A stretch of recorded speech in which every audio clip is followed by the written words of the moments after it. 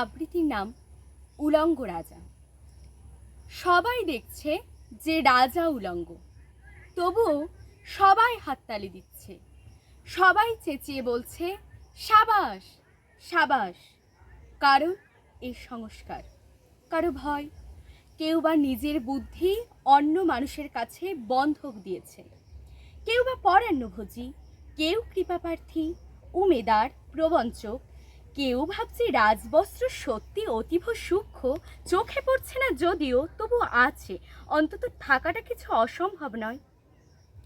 গল্পটা সবাই জানে, কিন্তু সেই গল্পের ভেতরে শুধুই প্রশস্তি বাক্য উচ্চারক, কিছু আপাদমস্তক ভীতু, ফন্দিবাজ অথবা নির্বোধস্তাবক ছিল না। একটি শিশু ছিল, সত্যবাদী, সরল, সাহসী একটি শিশু। নেমেছে গল্পের রাজা বাস্তবে প্রকাশ্য রাস্তায়। আবার হাততালি উঠছে মোহ, জমে উঠছে স্তাবক পিন্তির ভিড়, কিন্তু সেই শিশুটিকে আমি ভিড়ের ভিতরে আজ কোথাও দেখছি না। শিশুটি কোথায় গেল? কেউ কি কোথাও তাকে কোনো পাহাড়ে গোপন গুহায় লুকিয়ে রেখেছে? নাকি সে পাথর, ঘাস, মাটি নিয়ে খেলতে খেলতে ঘুমিয়ে পড়েছে কোনো দূর নির্জন নদীর ধারে, কিংবা কোনো প্রান্তরের গাছের ছায়ায়?